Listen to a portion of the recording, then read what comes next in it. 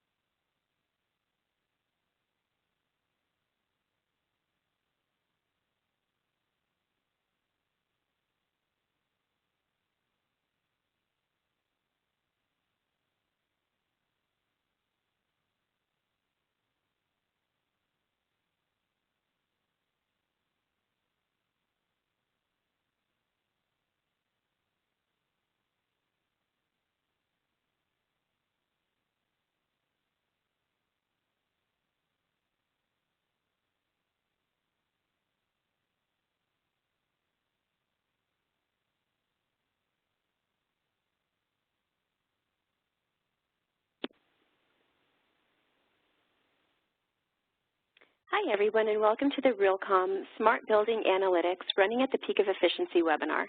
My name is Laura Atala, Manager of Webinars and Program for RealComm. We have a great lineup of information and presenters for you today, and we're so glad that you've joined us for this important conversation. As we begin, I'd like to start by introducing you to the moderator for today's event, Jackie Schultz. Jackie is Director, Building Optimization at CBRE ESI and is responsible for developing and pushing DataDriven FM in client sites and operationalizing CBRE's Building Analytics program. Jackie oversees a team that manages 200+ million square feet of building optimization services for CBRE ESI and also engages with client leadership to provide additional services that include consulting services, analyst services, energy conservation, and developing strategic roadmaps for client smart building initiatives. So Jackie, thanks so much for joining us, and I'll go ahead and turn the reins over to you. Great. Thanks, Laura. Welcome, everybody, and thanks again for joining the webinar. Before I get started and get to the good stuff, I have a few housekeeping items I'd like to cover. Please note that the webinar is being conducted via audio broadcast. Sound will be delivered through your PC, so make sure your speakers are turned up. You will see this controller. Please don't close the window or you will not hear the broadcast. Should you encounter any technical difficulties, please contact WebEx at 866-229-3239, option 1, or you can send an email to Dan at ddevine@realcomm.com. Please use the Q&A box in the lower right-hand corner of the WebEx screen to ask questions at any time during the webinar. Questions will be answered after the panel discussion portion of the webinar.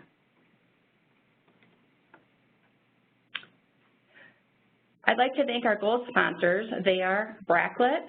Beyond slick dashboards, Bracklet uses automated software solutions to improve building performance and decrease energy spend. Lucid. Beyond organizations use Lucid's Building OS data and analytics platform to optimize the performance of their buildings and teams. Facility Connects, real-time building commissioning software. SkyFoundry. SkyFoundry's mission is to provide software solutions for the age of the Internet of Things. And thank you to our silver sponsors, Enlightened. Enlightened is the Internet of Things solutions company that delivers the leading technology platform for smart buildings, and Prescriptive Data. They provide real-time web-based mobile operations platform where a micro suite of cloud-based applications are available for building owners, facility operators, and corporations developing sustainability strategies. With that, our building optimization program utilizes many different and disparate data sets. We integrate those data sets and bring them into our analytics platform. This is the foundation of our program. However, the real advantage is our people and process. They are key to delivering best-in-class client and workplace environments. We are using building optimization platform, people, and process to bridge the gaps many of our clients are facing. Clients have become more sophisticated and expect data-driven FM. Data is actionable insight, and it is critical and a necessary component to deliver best-in-class performance. Smart building initiatives generally start with knowing there is a better way. We assess the buildings and equipment to make recommendations based off of our findings. We then manage the integration and normalize the data to bring it into the analytics platform. This is where the analytics rules get applied, tuned to remove false positives, and my team jumps in to deliver services and partner with our clients to achieve optimum results. Data-driven FM is about utilizing large data sets to help reduce risk and lower operating costs by identifying adverse conditions before failure. It provides an improved visibility and oversight of an entire portfolio while enhancing the occupant experience and asset reliability. With that said, it is my pleasure to introduce you to Chip Pierpont. He is the Director of Facility Technologies Public Building Service, OFM, for the GSA. Chip manages the development and execution of requirements and solutions for building operations and technologies for GSA and its customer agencies. He provides expert guidance in the development and dissemination of procedures, guidelines, and standards in building operations, maintenance, and technologies. Chip manages the development and analysis of technical data, estimates, key indicating factors, and other information related to property management. Chip? Thank you, Jackie. I appreciate the opportunity to be here and speak with all of you. I am Chip Pierpont, as mentioned. I'm with the General Services Administration. And what I wanted to do is I wanted to just go through a couple of quick slides, just giving you some information about GSA and what we're doing in the area of data analytics and smart buildings. The first slide here is just to give you kind of an indication of the mass of our portfolio. We've got in excess of 9,600 buildings, in excess of 375 million square feet. As you would imagine, as the taxpayers helping us manage these buildings, we have buildings that are over 100 years old to ones that are currently being constructed now. Due to the size of our inventory and the mass of our inventory, we obviously have virtually every major manufacturer represented in our buildings of all different variations, versions, and types. We also have more than 1,000 O&M vendors that are providing our services at our buildings. What GSA has been doing in this arena, since we started in smart buildings data analytics in about 2008, we rolled out our FDD program, which is called GSA Link, in 2012. We currently have 81 buildings on that FDD platform. It's about 45 million square feet. As you can see there, we have a base set of rules. It gives you an indication of how many data points we're using. We are currently, this year, looking to leverage our GSA Link FDD platform to assist our buildings in doing M&V on some of our ESPC contracts, as well as trying to integrate with our smart metering program, our advanced metering program, so that we can uniformly collect the data more effectively. We also have, as mentioned, an ION advanced metering program in over 450 buildings across the country. We just last October completed the rollout of our national CMMS platform with almost 1,500 buildings, and we are currently finishing up our digital signage program, which is a nationwide scalable platform that will allow our customers and as well as our GSA-owned facilities to use a single digital signage platform, thus avoiding the one-time, one-off costs, as well as paving the way through any IT hurdles for IT security. Upcoming in 17, we'll be focusing on our facility manager dashboard, which is basically a dashboard being developed that will make all of the data analytics being collected by the above-mentioned programs into a much more consumable version so that we can make this data more actionable. The BMC network initiative is basically the connection of our buildings onto our BSN or our secured IT network, thus allowing us to integrate some of these smart systems into those buildings once they've reached the correct level of IT security. In an overview on this slide, I would say that GSA in 2016 partnered with a renowned educational university, and we had an independent study done with regard to energy savings associated with our FDD GSA Link platform and our advanced metering. We found that there was a savings of between 16 and 25% in reduction of energy use, specifically dependent on those two programs alone. So we found that to be very fulfilling with regard to feedback on the benefits of having these programs in those buildings. Lastly, I just wanted to give a little bit of kind of a blitz on what GSA is looking at as far as smart buildings today. Smart buildings are here to stay. More and more of the controls are IP addressable. It would seem like virtually anything that we're doing in upgrading our building operations, all the devices seem to have IP addressable functionality. The IT partnership with your respective CIO or IT is critical. Obviously, if you're not cyber secure, then you're going to have a difficult time having your stakeholders embrace the technology and undergo the culture change.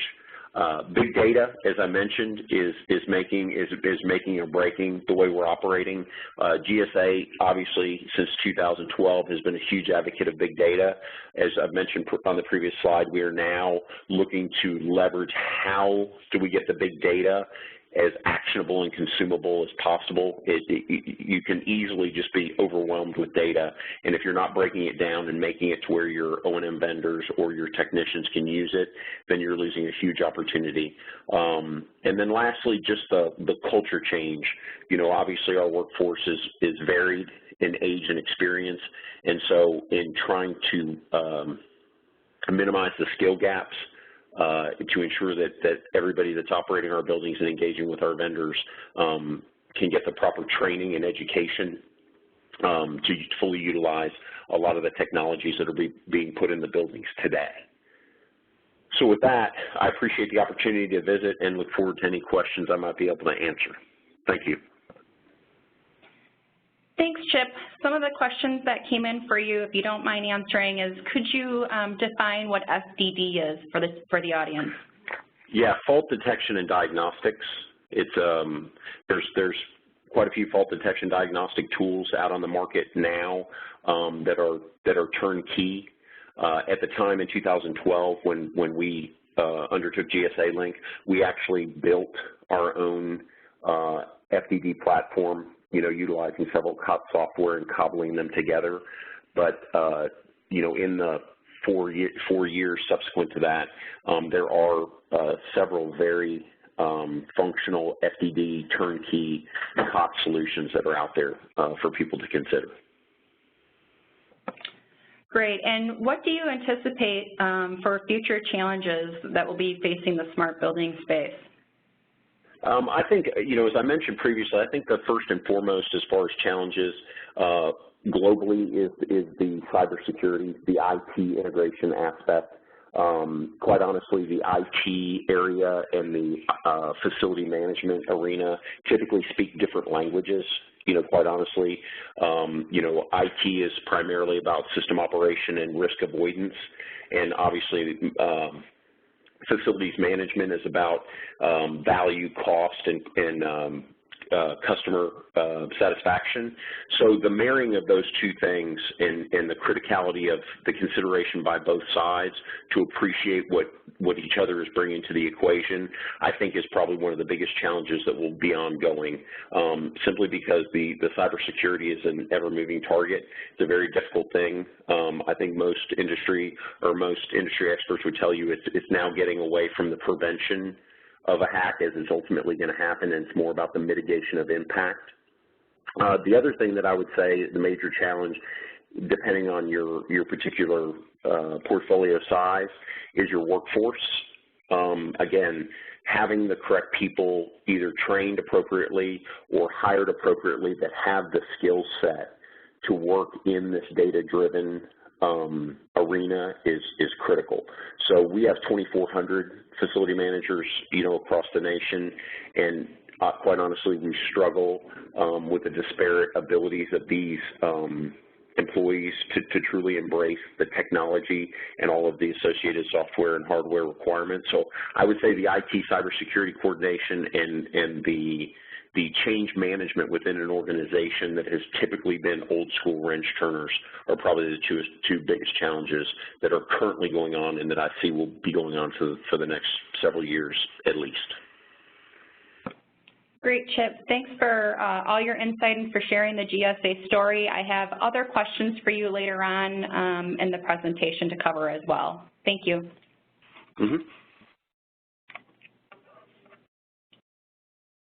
And next up, I have Shane Rigo, and he is a VP of IT at Macerich. Shane has been with Macerich for 13 years and has been instrumental in developing their smart building program. Prior to Macerich, Shane was the QA engineer for Nortel Networks, and he has also been a consultant in the Southern California area. Shane, over to you. Thanks, Jackie. And thanks to the RealComm folks. Laura, Dan, thanks for an opportunity to pay it forward. I appreciate it. Much like Chip stated, a lot of the things I'll be going over today, and even Jackie had stated, have to deal with people and process. I have a couple of slides that I'll present. I'm going to focus more on the people process side, and that should hopefully help with the technology or the tool side. So for those of you on the call, Macerich, S&P 500 company, founded in '72, went public in '94. Now you probably best know us for some of the high-end, high barrier to entry markets, New York, Chicago, Los Angeles, San Francisco. All in all, we're about $18.5 billion in market cap. And a graphical depiction of some of the assets here that you'll find. Again, in the major cities, you'll find a high concentration. What I really wanted to depict on the slide for the audience is the centralized operations you'll see denoted with the red star. So what makes Macerich a little unique, much to Chip's point earlier, is IT has collaborated with the sustainability and property operations group for some time. And we've all agreed that centralizing some of the operations has really been a big both force multiplier and efficiency gain. We kind of backstop the facility managers and the on-prem personnel at the property level. So our centralized energy and utility management uses a centralized platform. We leverage smart building fiber and copper at each of our assets. It's important to note that through the life cycle of any initiative here at Macerich, we'll have a steering committee that will ask the question if there's one initiative deriving or sourcing from one department.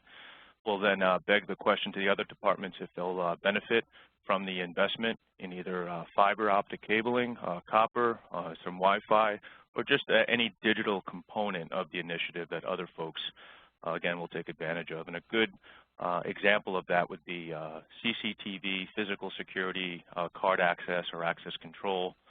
That has a large wiring element, typically a big price tag with its install. So there's really some economies of scale there when you start to ask other department heads how they can benefit from some inside wiring. And then, of course, they help share the burden of the cost, which other folks like as well. We also partner with the Utility Monitoring Service and have several partners there looking at kind of the superset of all of the data at the local level. And then we're always in a constant state of improvement. More on the organizational side here at Macerich, we have leadership in process.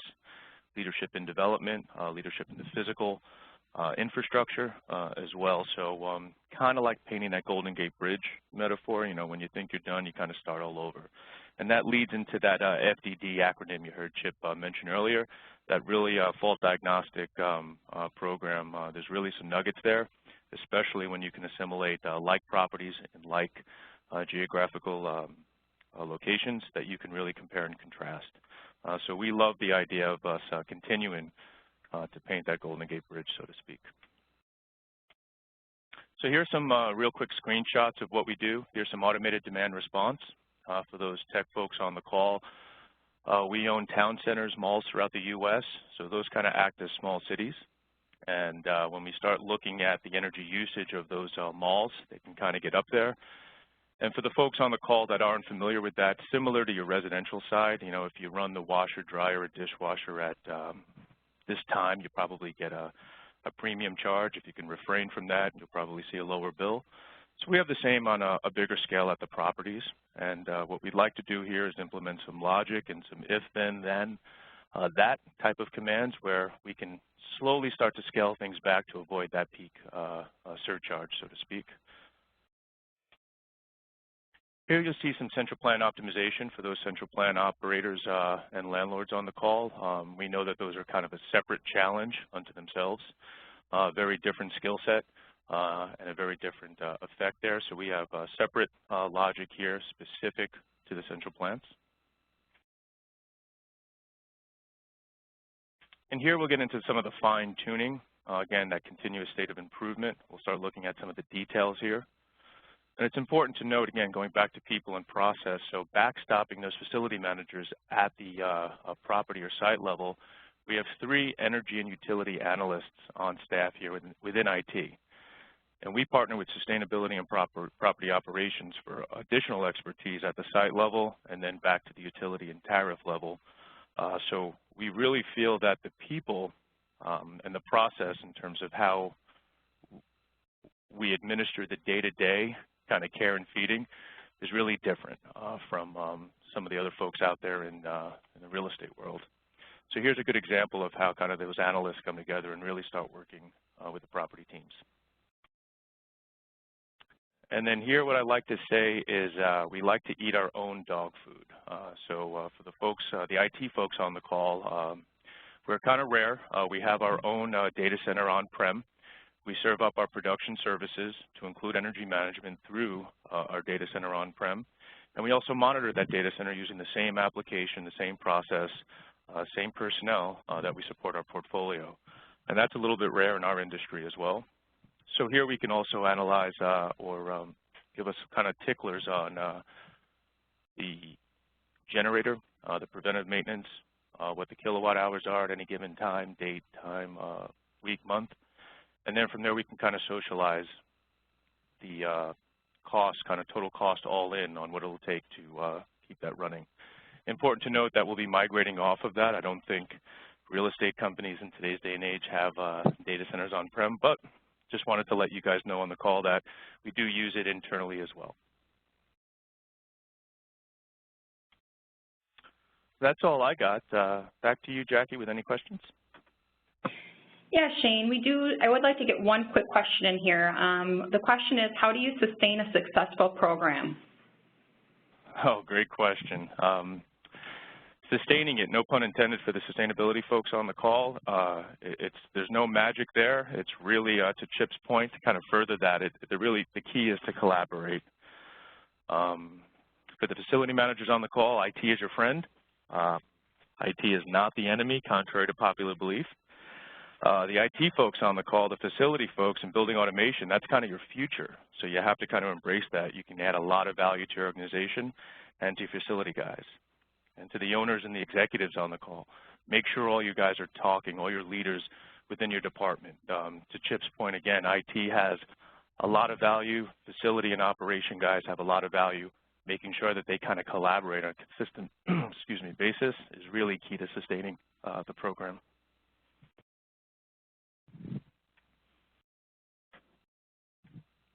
All right, thank you, Shane. Oh, you're welcome. We're going to cover some additional questions that came in during your presentation as well as Chip's.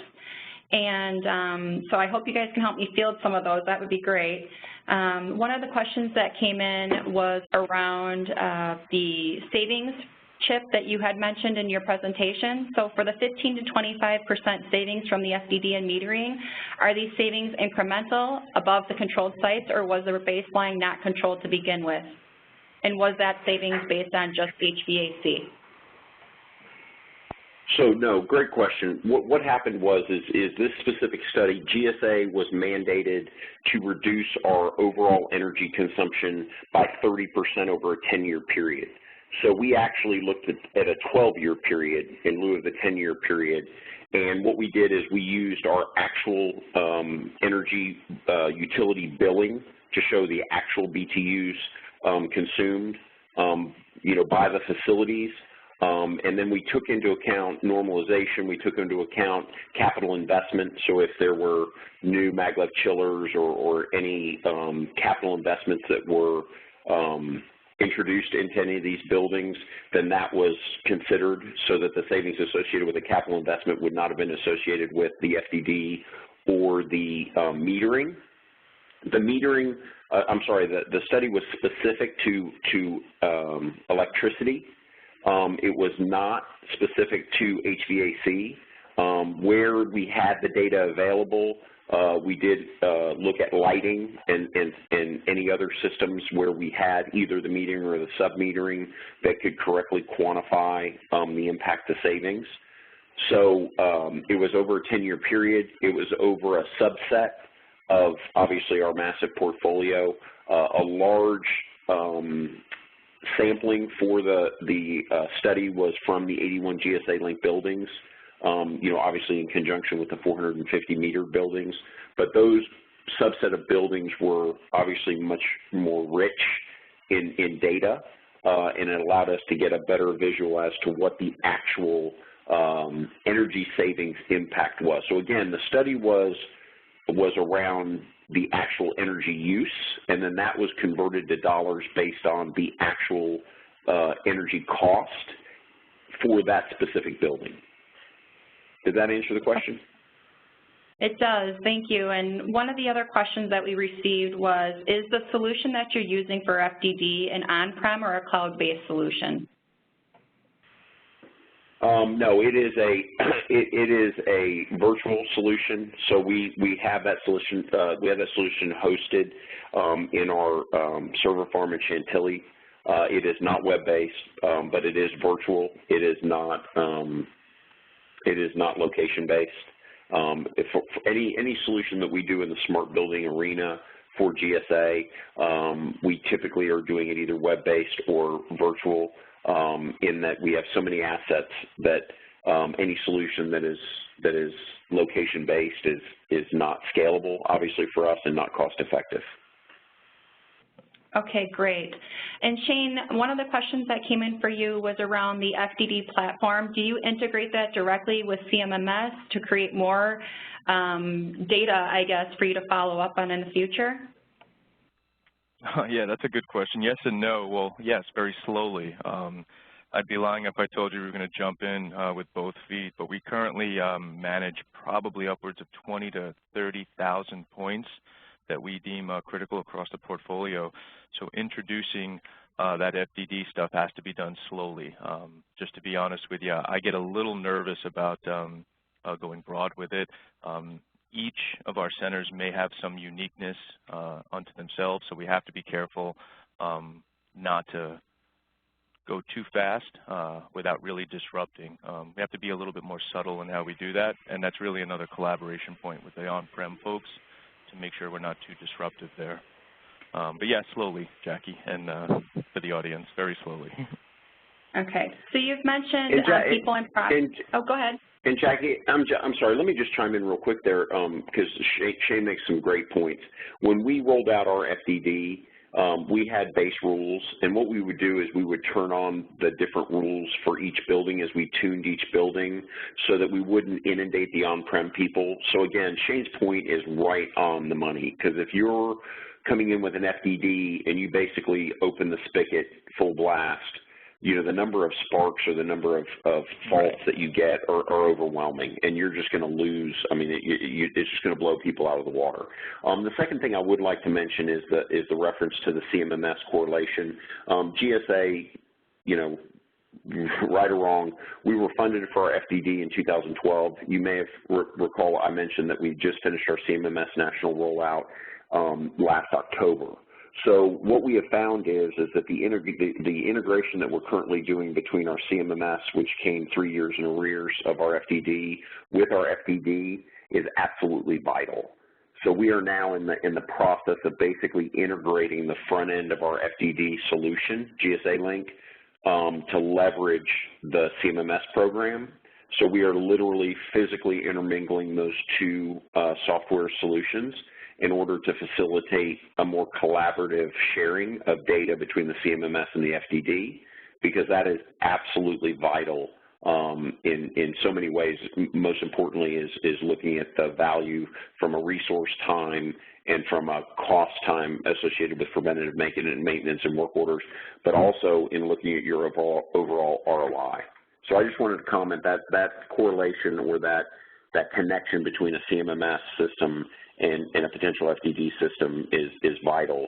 And GSA, unfortunately, is a test case in that we did it vice versa. We did the FDD first, and we're bringing the CMMS on, years subsequent. And we found that, the ability for us to truly leverage the FDD is so much more greatly enhanced by having that tie to the CMMS. Thank you. Great. And I have some other questions that people have asked. One is around how are you managing all of the data with making sure that all of the points are named correctly and brought in correctly and in a consistent fashion? Shane, could you answer that question for everyone? Sure. I hate to sound like a broken record, but slowly. That's a great question, and it's important to be honest to everyone on the call that any kind of metadata, real sophisticated, elegant solution is prefaced on hard work at a very rudimentary foundational level. So you can't kind of start sprinting, doing hurdles without kind of learning how to walk, so to speak.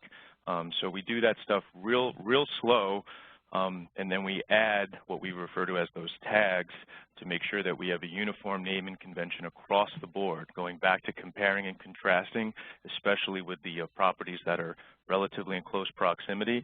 You want to make sure you have commonality between, and you want to make sure you don't have those false type of positive incidents. So the devil's in the details there.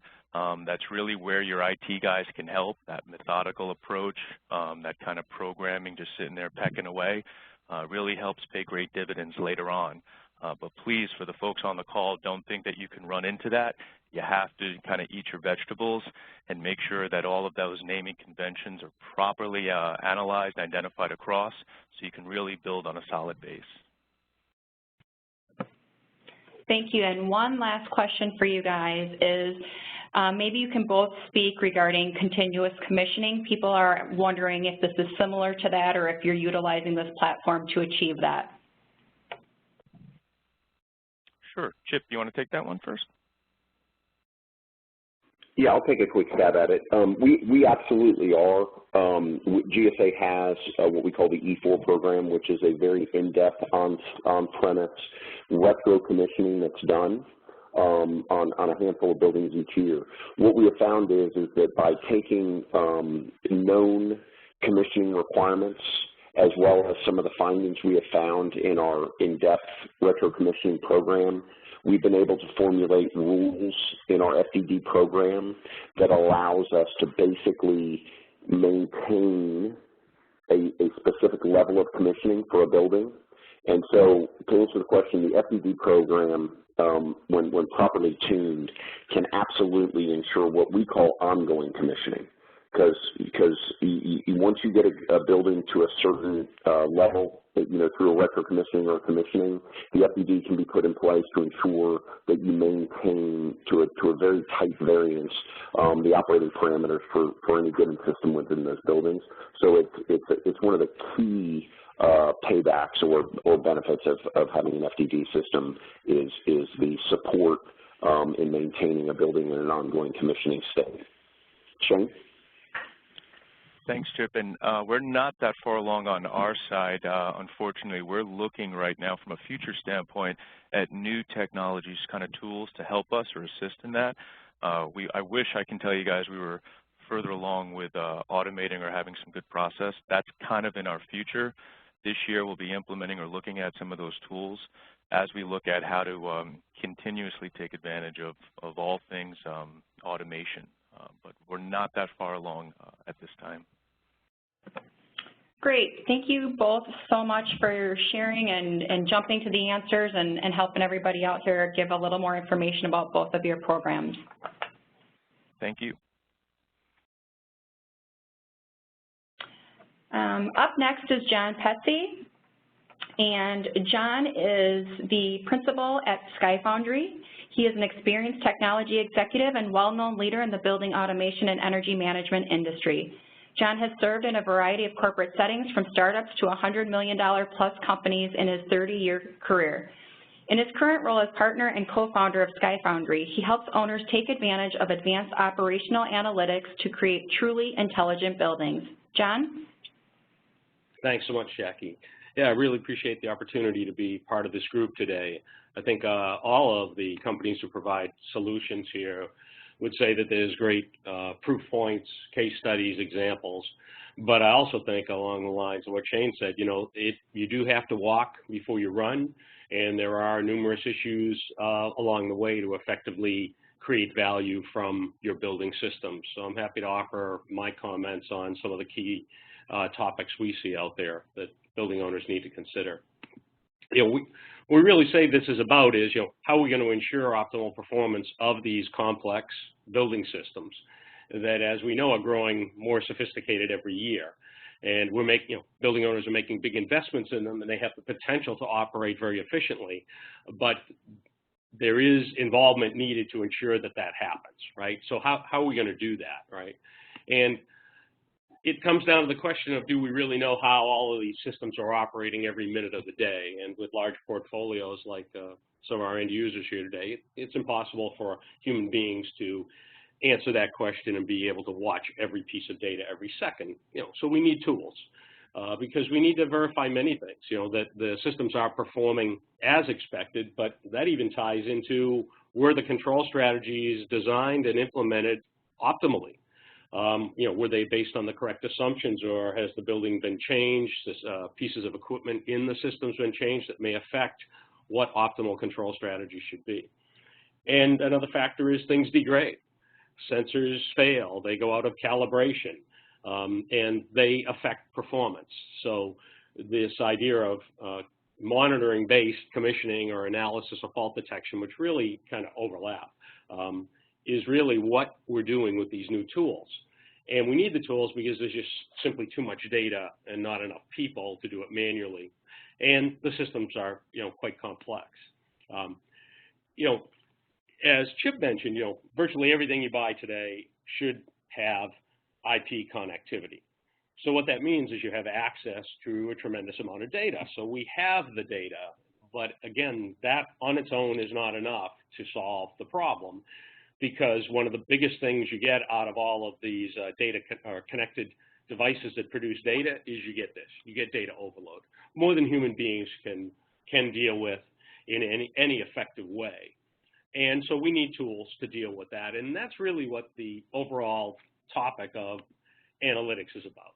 Analytics is a software, you know, a class of software tools to look at data and to identify patterns in the data, issues in the data. Perhaps it's trends, perhaps it's outright anomalies. Yes, numerous times it can be considered an actual equipment fault, right? But what we're doing is using the tool to look at the raw data to give us a smaller subset of data, which is, this is what you should look at. Here are behaviors, anomalies, issues, and patterns that are important to you as an operator. And there, right there, it dramatically reduces the data set that your operators are going to deal with, okay?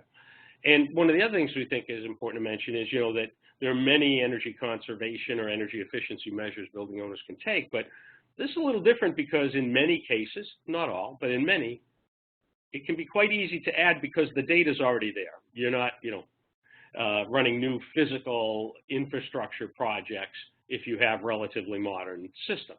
So relatively easy, and that shouldn't be taken to mean, easy without any involvement, as Shane was saying. The result of applying analytics to all of this data coming out of these systems is that you can identify deviations. The system identifies it, it informs you. It informs you much quicker and with more actionable, useful understanding of what's going on, whether that be deviation from energy goals, right? CHIP's team is achieving, and I believe ahead of schedule, to achieve certain energy goals, but if you started drifting away from that, you would want to know immediately on a building by building or equipment by equipment basis, right? So that's one area that the analytics provides tremendous value. Fault detection, I would consider that's a subcategory of analytics. It's specifically to look to detect outright faults with the behavior of equipment systems, as opposed to, the first example was trends. And that might be to detect simultaneous heating and cooling and short cycling, lack of diversity control, degradation of heating or cooling performance that, while it may not affect occupant comfort, indicates things are not running right. And one of the big things we see is, that different buildings have very different operating characteristics and behaviors. So part of planning, the analytics need to fit your building. There are many, if you will, standard algorithms, but tailoring those to the building is virtually always required, because what might be proper behavior on a certain system would be improper on a differently designed system. So that's a key point about it that I think you need to factor in, is that, they need to be tailored to the building.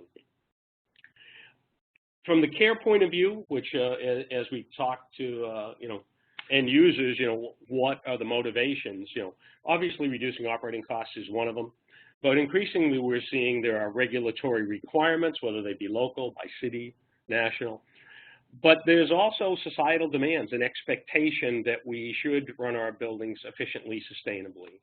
And then, of course, there's the, the true financial merits of it, which is, more efficient buildings have a higher asset value, and that's been proven by studies now. So that, there's a clear financial benefit in addition to you might consider the softer benefit. So, when people often ask, what's this really mean? Because big data and data analytics, these are, they've become buzzwords, and they can often, make it hard for the owners and operators to connect it to reality. So I wanted to provide, as part of this, just one real-world example.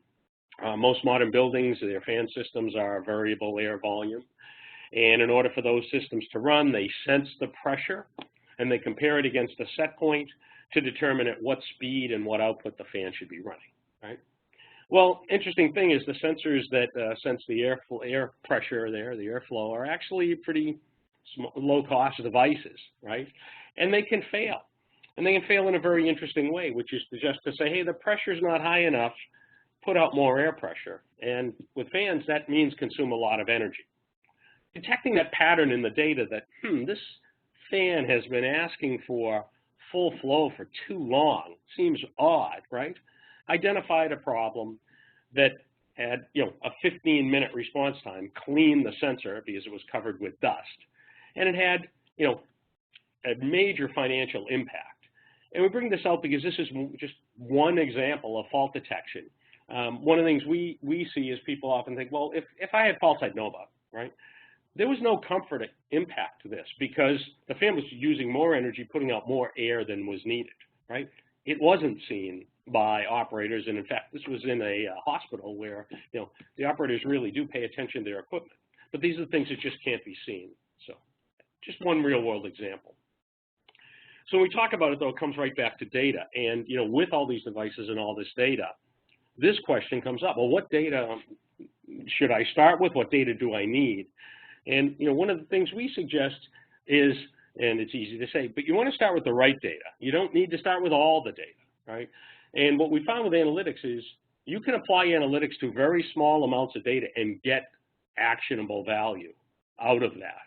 You can use historical data if that's easier to get. You can use live data. They both have value. And we suggest that as companies look at beginning a journey with analytics, they look to the most easily available data, apply analytics to that to get the low-hanging fruit, to justify the project, to provide that fast financial return. You don't need to do a science project where you connect to every piece of data in your entire portfolio. Definitely, we suggest the walk before run methodology, because the whole point about analytics is to prove value, right?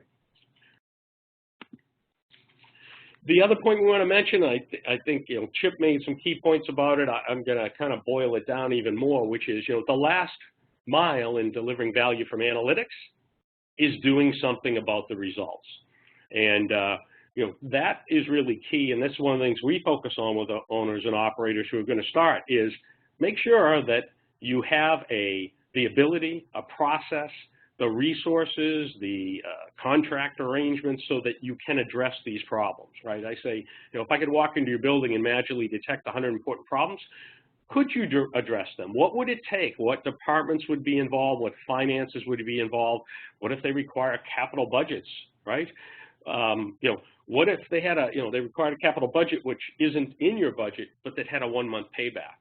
This should be a key part of people looking at beginning their analytics journey. Right? So, just in summary, it's clearly been proven that you can create strong financial returns by utilizing the data that comes out of the different systems you have, right? And it provides better facts for better decision making. It identifies faults and corrective actions. And really, it goes back to the principle of, you can't control what you don't measure. And what we're measuring here is performance, optimal performance, proper performance, right?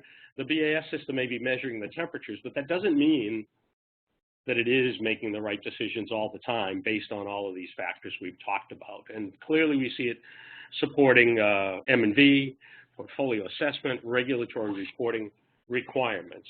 But again, you need to consider that they really are a tool, right, to drive these processes, and the processes and the involvement of the organization is going to be key. So the final thought I'll leave you with is this, data, we view it as a new source of money, right? There is money to be mined out of that data if you do it effectively. Thanks. John, I just wanted to ask one question from the audience. You've seen many clients start down this path. What is the biggest barrier to success that you've seen so far? I think that, the first barrier that they encounter is connecting to and getting the data. And there may be a number of things. They may have older systems where they don't have an open or standard protocol. That could be a barrier. They may have systems that do have open protocols, but the network connections aren't easily made.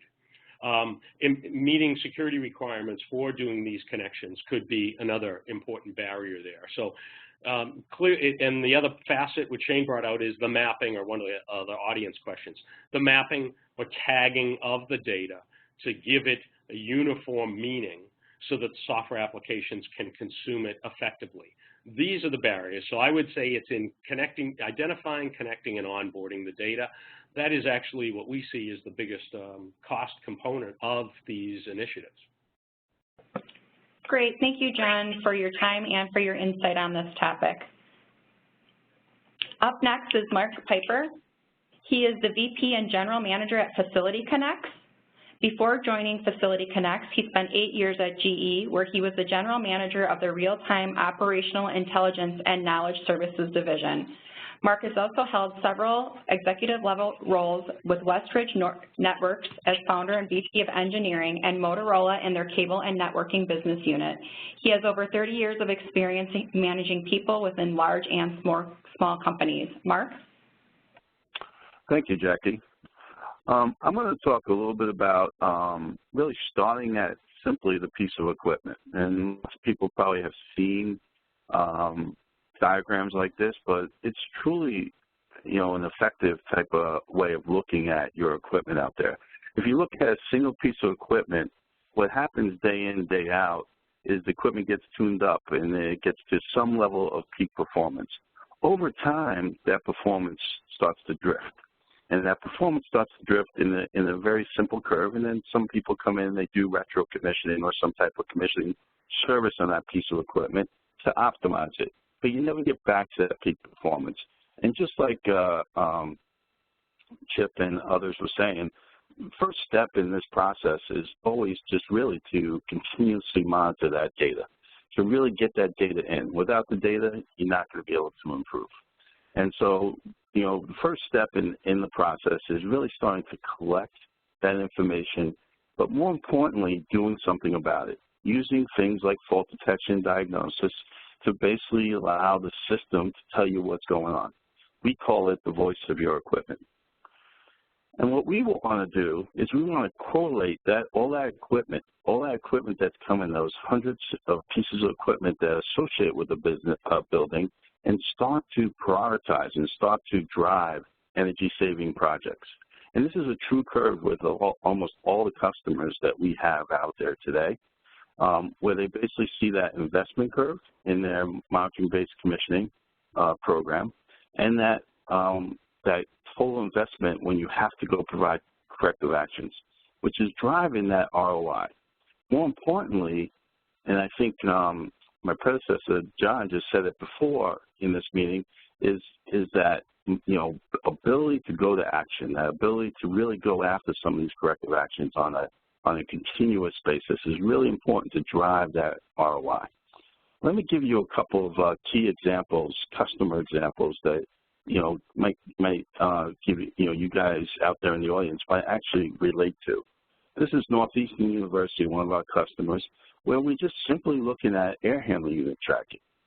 And this is a very simple type approach where we're watching the air handling units for things like scheduling and optimization, and simply going after these to keep them in line and in control. And just looking at 128, just in the past quarter alone, we've identified and saved over $30,000 worth of savings with Northeastern University.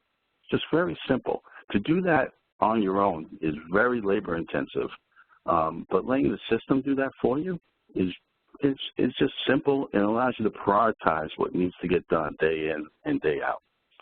This is World Kitchen. This is an industrial type application where compressed air systems, and I don't know if you're familiar with compressed air systems out there, but compressed air systems are probably atrocious for driving electricity costs up in a manufacturing situation. We monitored 10 compressed air units, put our fault detection and diagnostics on it. In just 4 days of data, we identified $135,000 worth of savings. Follow-on detections have vetted over $350,000 worth of savings for this manufacturer. This is South Coast Health, one of our premier. We've been running South Coast Health's fault detection and diagnostics for over 2 years now. Matter of fact, it's actually probably been close to 3 years at this point. And we have monitored over 1,300 pieces of equipment, 22,000 tags day in, day out, hundreds of thousands of analytics per week are running against this, and we are identifying savings. They have a program in place that drives that proactive nature that we talk about in several presentations that came before me today. And that proactive nature is what drives your energy costs and your decision-making process moving forward. And it's not something simple to go after. You know, basically culture is a key part and a key perspective that people have to bring when you come into fault detection diagnostics and really want to drive home that detection. So in order for a system to really provide what you need for fault detection diagnostics, there's some key things that are really important, and I think most people will agree with me on this point. You are trying to really go after 3 different perspectives: maintenance, comfort, and energy savings. And you have to balance those depending upon whether you're a hospital, like I talked about, or a university, or a manufacturing industrial type application. And when you look at it from that perspective, you have to look at some key technology when you make decisions on what platform to go with. You know, continuous monitoring and detection, you know, pretty much every platform out there, you know, provides that ability to bring that data in. But more importantly, the visibility is a key here. Having the ability to see it, not just at the energy savings on your browser at the desk, but more importantly when you're in the field. can you actually see what's going on when you're standing right next to that unit? And then also, in order to really know when situations are occurring, as opposed to going to your BMS system and looking from time to time, you want to notify and get yourself to go to action. And when you go to action, you want the fault detection to tell you really three things. The detection itself is the most important thing because that tells you what is going on. But can it really hunt down the cause that's happening in that piece of equipment or across that piece of equipment? And so do you really know exactly what the cause is? Can the detection tell you a little bit more to get you to find the problem so that you're getting more operational efficient? And then lastly, you want the detection to tell you whether it's worth fixing. Can it calculate the energy savings that you would get if you go fix this problem? We call that opportunity savings. And with every one of our fault detections, we provide that information so that you're not wasting energy or time or labor on doing that thing that saves you a nickel as opposed to the thing that saves you $1,000. And then lastly, when it comes to fault detection diagnostics, it's really important that everyone knows that these systems require some continuous consultation. We provide, and we found that because of that cultural change that needs to happen, to be proactive, we do a monthly consultation looking at results that the system finds and helping you fine-tune those systems as you go. And that's really important when you're driving continuous type change in your organization. When you look at fault detection in detail, you really start to look at, this is just a typical air handling unit, and not every air handling unit has all these options, but you can see the complexity. And looking deep into that system, you want to basically determine where those causes are, what's affecting or contributing to that energy cost savings. The best way to think about this, though, is that you want to look at all the systems and all the equipment that are contributing to your electric bill for that building. And so it's important to try to capture each one of those areas because each one of those areas also affect one another. For example, chilled water or a chiller itself affects your air handling units.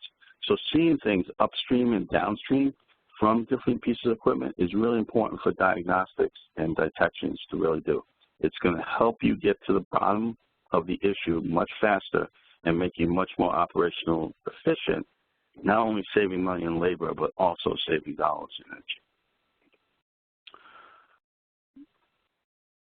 So coming back to the diagram I showed earlier with a little more depth here, most customers start on our side, and this is the way I recommend any customer start, is you start off with a small subset. You pick some types or the problem area that you're focused on, or you know, maybe it's a certain area that you don't have the expertise to really manage effectively. And you start with that and you build up over time. And you start seeing a huge uptick right away. You start to see that low-hanging fruit, simple scheduler changes, optimization of blow-off valves and compressed air, or simple fix the simultaneous heating and cooling. I got to tell you guys, simultaneous heating, I haven't been to a building that we haven't connected to that doesn't have simultaneous heating and cooling problems. And that does cost money. Schedules that should be shut off, fans that are running when they shouldn't be. These are all simple type things that happen in that first few months of fault and giving you a huge uptick in savings right off the bat. Over time, like I said, culture seems to be something that always needs to happen, and it takes a little time to really progress. And so operational efficiencies and maintenance type schedules and using the fault detection to better serve yourself comes over time. And so that comes a little later in the process, probably in the 6 to 12 month range. And then lastly, capital utility incentives. You know, because we do a monthly type service, those commissioning agents that are on the phone with you know where to go get dollars from the utility.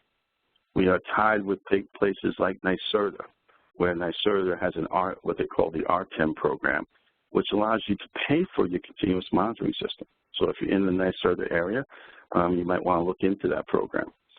We are a solution provider on that program as well, but that is a utility incentive that will pay up to $155,000 for a fault detection system to be installed.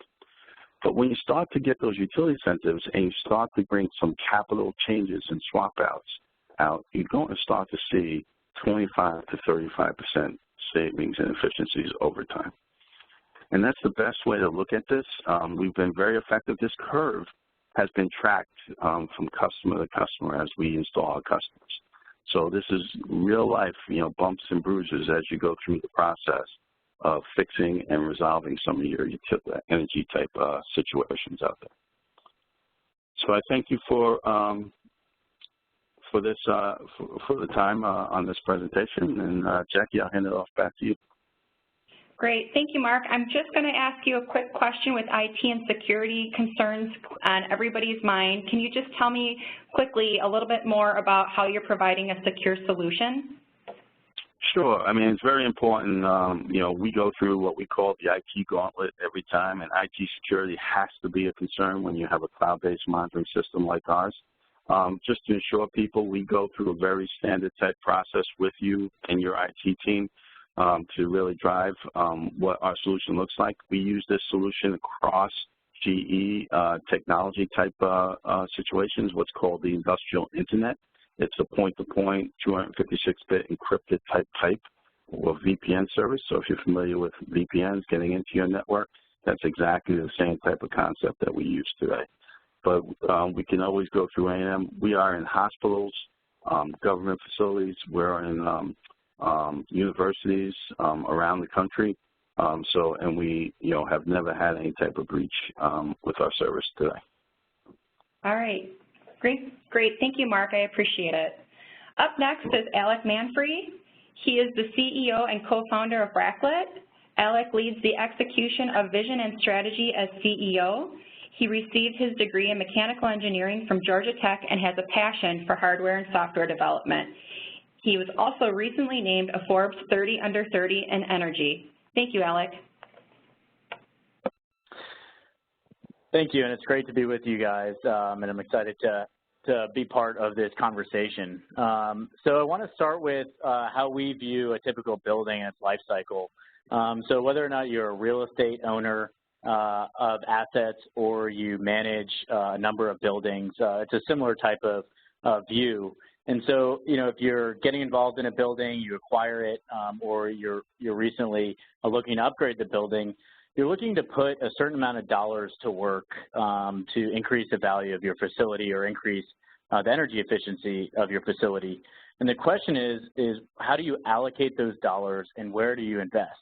I'm sure a lot of people on this call get inundated with different vendors trying to sell them the latest LED technology or the latest controls or the latest analytics, but the question is, what are the returns that you're going to see from these various technologies that you can do in your building, and how is that going to impact your value? And so when we look at this, if you're investing a certain amount of dollars, you have quite a bit of uncertainty in the returns. The traditional way to analyze savings results is with kind of back-of-the-envelope calculations, maybe some spreadsheets, but it misses the fit for your building and is typically limited by the amount of data being used and doesn't take into account interactive effects of different savings measures. And then over time, as your building degrades, as your equipment degrades, as things get overwritten, your operating expenses continue to increase, and maybe you invest a little bit more to bump up your value and increase savings, but at the end of the day, it's going to continue to drift over time. And so different stakeholders involved in building view this problem through different lenses. So your asset manager, your building owner, they're very concerned with maximizing that ROI of the investments that they're making in the facility and maximizing their asset value. For a chief engineer who's overseeing a number of buildings, it's difficult to establish best practices across the portfolio, ensuring building engineers are utilizing the most up-to-date standards and education. And when you're tasked with optimizing an entire portfolio, the question is, where do you focus first? Where do you focus your engineering efforts to get projects done? And for building engineers who are on the ground, running a well-run building is critical, making sure they're responding to tenant hot and cold calls, understanding that their pieces of equipment are operating correctly, and so they can have a run very well-run building and happy tenants who are ultimately their customers. And so our solution at Bracklet tries to tie together these different needs of asset managers, chief engineers, and building engineers to really unlock building value. And so when we get involved, we are able to both, one, increase the amount of return that you see from the dollars spent, but also give you a lot more confidence to invest in different energy efficiency measures by understanding the results and maintaining those results over the life of the building. And so our value comes in by maximizing building energy investments, ensuring those returns are maintained, and allowing investment to happen with a high degree of confidence. But in order to unlock this value, what is needed is a solution that can understand the needs of the occupants, the needs of the building systems, and the external factors that are being put on the building by its environment. And being able to pull together all of this understanding requires a comprehensive technology solution. I mean, it starts with being able to identify your worst performing building in your portfolio through benchmarking, and then being able to get involved in the building through a detailed audit, both collecting granular data, but also understanding what pieces of equipment are on site and there are different metadata associated with them. Being able to identify energy savings measures, both optimization of building automation systems, but as well as capital upgrades to the facilities, and then being able to understand how those different savings measures are going to impact the energy consumption of the facility, but also what are the economics behind it, how much is it going to cost, how much is it going to save, and then what rebates are associated to those projects. And then, through implementation, making sure things are getting designed correctly and implemented correctly, and then, of course, continuing to monitor the performance of the energy savings measures and the facility to ensure that the building sustains that efficiency over time. And so what we've done at Bracklet is built a suite of software tools that all talk to each other in order to bring all of these disparate pieces of the process under one roof and being able to understand the complexity of the buildings and share data across software platforms. And at the heart of this for us are dynamic simulations. And what a dynamic simulation allows us to do is predict energy consumption, predict building performance with a high degree of accuracy to connect all of these steps in order to achieve an optimized building on a single platform. I'm going to go into how this works. So for us, it starts with collecting a vast amount of data. And so we have our own hardware that we deploy to monitor energy consumption of individual pieces of equipment. We also connect into existing building automation systems and can even connect with different sensors on site. For instance, we have a partnership with Enlighted, who's one of the sponsors of this webinar, and we're able to bring in high-resolution occupancy data as well to the platform. We also bring in architectural, mechanical, electrical drawings to make sure we know how the building was designed and what's actually there, and conduct an on-site audit using our software. So we're bringing together this meta information, design information, and this granular data into one platform. And our software can process all of this data and using technology to rapidly build energy simulations and calibrate these simulations with machine learning. We can produce what we call a digital twin of a building. And so this digital twin of a building mirrors how your building is actually operating in the real world. And we're able to prove the predictiveness of this model through the accuracy of prediction, both at a building level, where we're 98% plus accurate, but also at an individual piece of equipment level. So, for instance, a chiller kilowatt performance, our models are able to predict how this chiller is going to operate in the future. And so this digital twin of the building is a very powerful tool in order to optimize the facility. So once we have this digital twin, we're able to use a database of savings measures that we've been building to understand what works best for your facility before anything even gets implemented.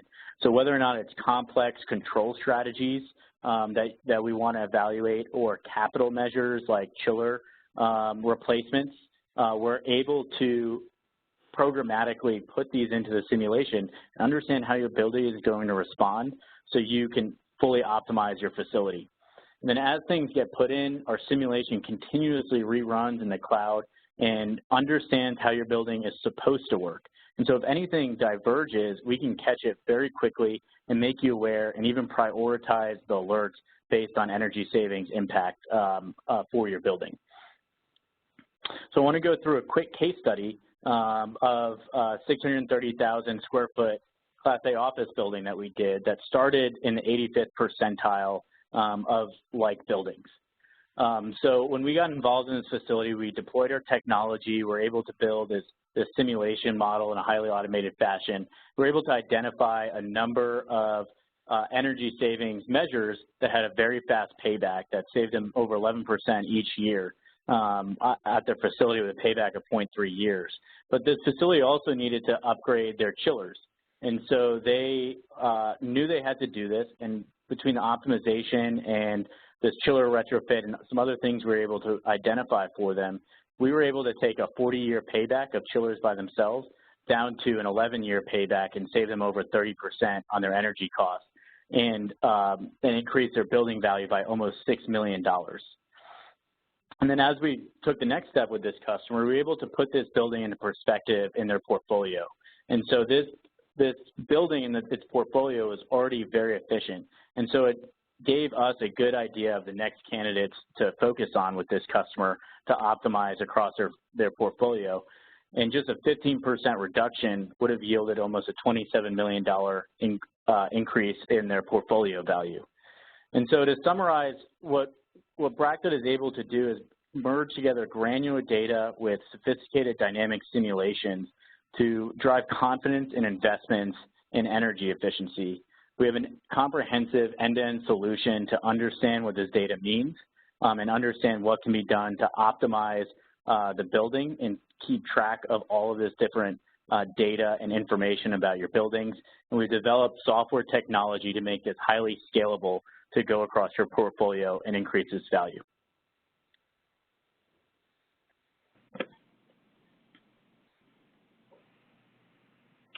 Thank you, Alec. One of the questions that came up during your presentation is if you could give some clarity around what makes your approach and technology different with regard to building energy modeling.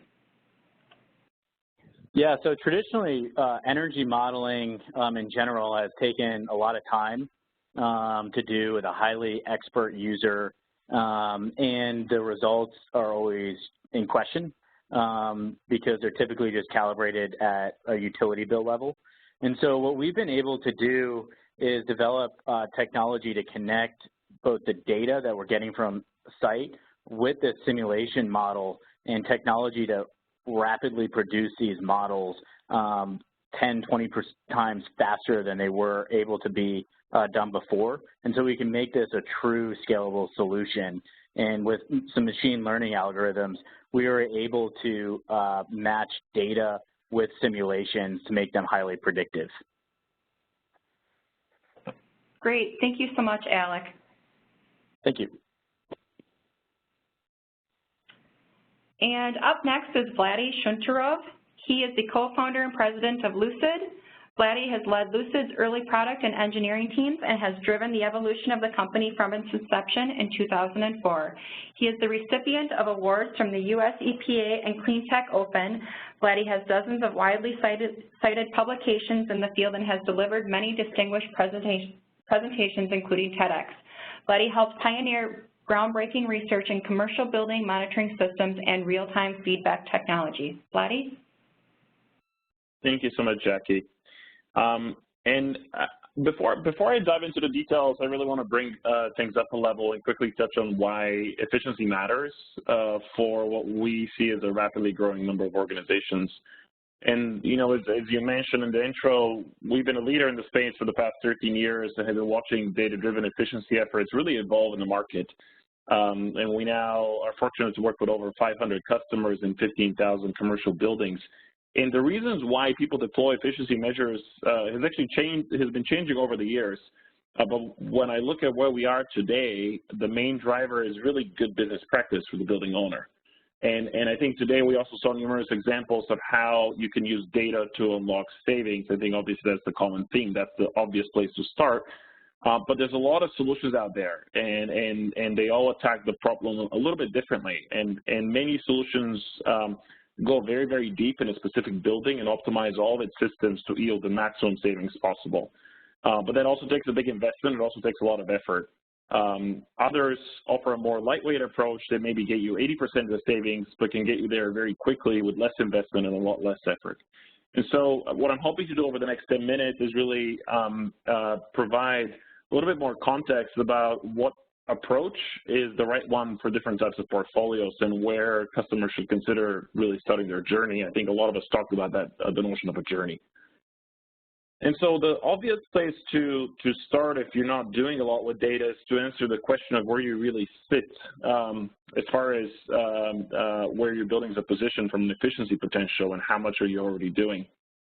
And so if you don't know how much energy efficiency potential your buildings have, we've got some very exciting news for you because Lucid teamed up with the Department of Energy and the Lawrence Berkman National Labs to create really what's a next generation benchmarking service, which lets you answer that question very easily and in a way that's actionable. And this is a free service. It doesn't require any investment other than a few minutes of your time. And we're offering that on our website. It's already been paid for by taxpayer dollars and years of government research. And it's really built on what's effectively the largest data set of commercial building performance data in the world. It's bigger than Energy Star, and it's also very, very easy to use. But the thing that I'm really excited about is it doesn't just give you a score. I think a score is useful to see where you sit, but it gives you dollars and cents. It tells you how much your building could be spending if you optimized it. And you can compare that to how much you're spending and figure out the delta very quickly. And that's a very powerful place to begin. And when you look at data, most building portfolios generate millions of data points every single day. And I think a lot of us on the panel today have said that there's a lot of valuable insights and data. And while, yes, you could do a lot of incredible things if you have a modern BMS system and go very deep and organize all the data, the reality is that many building owners don't even know how much they're spending on utilities. That is just where the market is. And so a lot of the data is not captured. A lot of bill invoices, smart meter data, sub-metering data is not being leveraged effectively. And there's this notion of sort of the data complexity curve, the data sophistication curve of where you are and where you start. And we work with customers that are on various points of that continuum. Some are just getting started, and they're automating utility bill collection and centralization and enabling reporting and operational visibility so they can actually make the right investment decisions. Others are using interval data for whole building analytics that can give you 80% of the operational savings just from that without going to the device level. And then others are going deep with fault detection. They're doing optimization of the individual systems, circuit level monitoring, and that can give you the rest of the results. But if you're on the far left, there's a lot that you can do with data that you already have without having to expand in complexity or invest in infrastructure. And so this is really what I want to stress for the audience. It's actually pretty easy to get started. Now, we've talked about a lot of complex things we can do with data, modeling and fault detection, analysis, building optimization. I want to talk about the basics of if you just have interval data on your whole building, which is pretty easy to get these days, what are the things that you can do and how do you approach the actual business process, analytics aside, how do you actually put the insights to use? Because that's really important. Process and people is very important. And so we've streamlined the process, what we call the Lucid methodology, which is really a summary of how our customers tackle the challenge and how we work with them to streamline it. But the first step is always centralize all the data, all your bills, all the smart meters, the historical data sets, your budgets, your goals, the BMS data in one system, not behind 5 logins, 15 Excel spreadsheets, and a few dozen Google Docs, but one single system. The next one is you want to really agree on the metrics. So for some organizations, that could be absolute reduction. It could be energy use per manufacturing output. So you want to make sure you agree what those goals are, what the metrics are, and make sure you have the data set to support it. And then we ask that you hold off on doing any capital projects and upgrades until you realize all your operational savings. Most organizations make the mistake of jumping in and doing capital improvements before they even know what the opportunity sits across their portfolio. So don't make that mistake. Lighting retrofits can wait, and additional buildings and which can wait until you can leverage the technology you already have and can really decide where it makes sense to invest. When you go after operational savings, there's really 5 things that you focus on. With whole building interval data, you can get all of them very easily. The first one is you can optimize schedules. That gives you quite a bit of savings right there. The other one is you can reduce base load of your building. You can go and tackle peak demand charges and other cost drivers of your utility spend. You can detect and eliminate building drift, which is detrimental to making sure you actually get the savings over the long run. And finally, it's important to leverage the occupants, the employees, the people in the building, because they affect the usage patterns. And so if you engage them and give them the data in a way that's easy to understand, they'll be your friend and help. And finally, you want to make sure that you then make the right informed decisions of where you deploy capital. And when you deploy capital, you want to track the ROI of every investment automatically, not in Excel with a lot of work.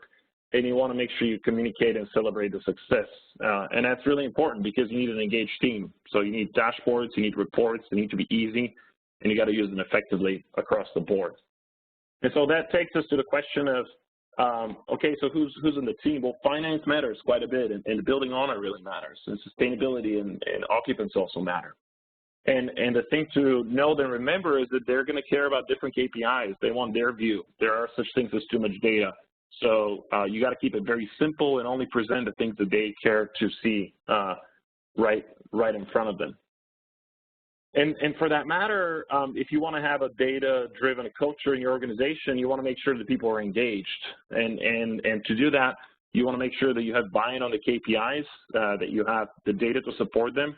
And you should not count on anyone logging into any kind of analytics software because people don't have the time. So they want things in their inbox, they want it on their phone, they want it embedded in your intranet portal, in your lobby, on your website. They want data to be, as my mentor likes to say, in your space and in your face.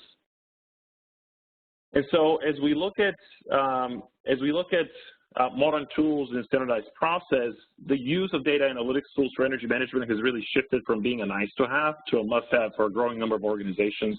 And we've seen a big surge even in the last 6 months in adoption.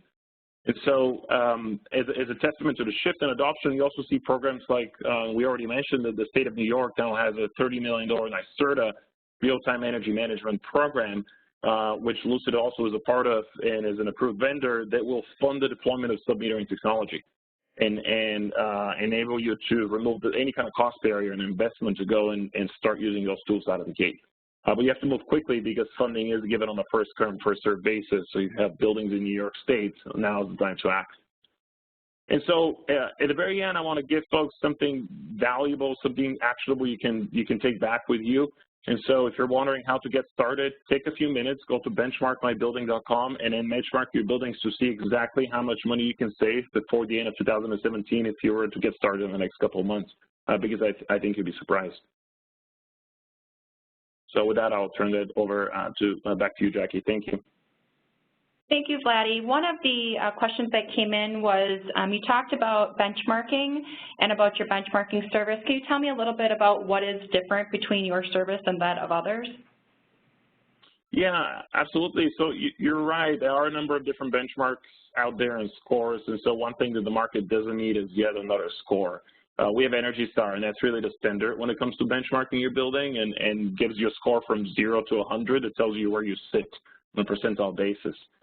But one of the things that we're doing is expanding the data set that you're benchmarked against pretty significantly. So the data set that we're including involves multiple databases that the Department of Energy and LB&L have been compiling over the years, and it covers over 64 billion square feet of space. That's roughly 4 out of 5 commercial buildings in the U.S. are included in the data set. And so that's pretty big data. That's as big as it's going to get right now. The other thing that we're doing is we're layering a financial component on top of the benchmark. And that's pretty special and unique because if I'm a building manager, I can't really take a score of 60 to my owner and convince them they should fund efficiency upgrades to get us to a 90, or at least not very easily. But if I went and I said, we're spending $90,000 in utilities, and according to his benchmark, we really should be spending more like $60,000, that's something that any rational decision maker can really act on very quickly. So that's the main difference, is we want to get from data insight to action and approval to do projects as quickly as possible. Great, thank you, Vladdy. And we are moving into our last Q&A session of the webinar. Now is the time to get the answers to the questions you've been submitting. So we have a short window here, but I'll try to get in as many questions as I can. Panelists, please keep your answers as direct and short as possible.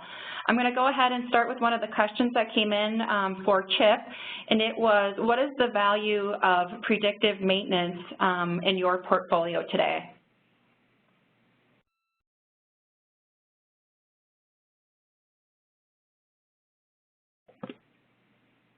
Maintenance portion of our CMMS rollout, and so we look to have that information over the next year or so. So at this point, I don't have any good feedback on that. Thank you. Okay. Yep. And can you tell us also what your plans are to expand your program in the future? Absolutely. Our FTD program is set up to where obviously we can scale it out. We're looking to probably go after our top cover 200 facilities. We've identified 200 facilities that use 80%, 75 to 80% of our energy. So we have that set of buildings that we call the cover 200 that would be the expansion of the 81 buildings, you know, towards those additional buildings. In addition, as I mentioned, we're looking not only to expand our FTD platform in square footage and number of buildings, but we're also looking to utilize that platform in existing buildings to support M&D on current projects, and as I mentioned before, going deeper into the ongoing commissioning and some other aspects. Lastly, we'll be looking at trying to develop some dashboarding that will get the massive amount of data into very consumable pieces on a single dashboard, so that our owner-operators will easily be able to identify the key pieces of data that help them make data-driven decisions. Thank you. Great. Thank you, Chip. Mark, one of the questions that came in for you was regarding the utility program that you mentioned. Can you tell me a little bit about what that program was and what utility energy program incentives there are out there? Sure, Jackie. That's a great question. You know, the one I was talking about, I think I mentioned during the presentation, was the NYSERDA R10 program, and that is designed to get people in the New York City and upstate New York area to start using monitoring-based commissioning type products. It's an incentive that anybody in those, you know, within those utility companies can basically apply for. It combines both a solution and a services type aspect to it, and it totals up to $155,000. Other utility programs that are out there, and it depends on what utility you guys use, but, you know, pretty much every utility company has an incentive or a measurement and verification type program. Sometimes it's related to very specific types of equipment, and sometimes it's related to different industries. So we in Facility Connects, we actually hunt down those utility programs and make sure that, you know, as you're basically monitoring and seeing and actually correcting, you know, results, because you don't get paid on these programs unless you're actually doing something to benefit the energy reduction. But there's plenty of programs out there with National Grid, Eversource, Duke, pretty much a lot in the California region. There's programs as well. So it depends on where you are and what utility company you're working with. Great, thank you. And a question that came in for Alec was about the data that you are bringing in, and how are you getting that data? Are you getting it via internet, a cellular connection, or some other type of secured connection? Yeah, so we get data in two ways. So we have our own hardware that submeters electricity consumption, and that is a wireless submeter that we developed that operates at a 900 megahertz network on site. And then that connects to a gateway that then has a cellular connection built into it to send the data up to our servers, and that gateway also connects to building automation systems or other sensors on site in order to pull those data streams to our cloud as well. Okay, great. Thank you. Another question that came in was for Shane. Shane, focusing on the people side, what skill set and core competencies do you typically see as absent in your organization, and how are you helping bridge that gap? Thank you. Other than common sense? No, joking.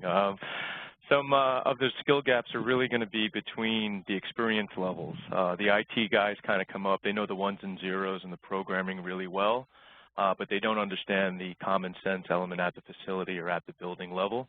And at the same time, the facility or the traditional facility manager gets a little bit intimidated by the ITers, the kind of propeller heads.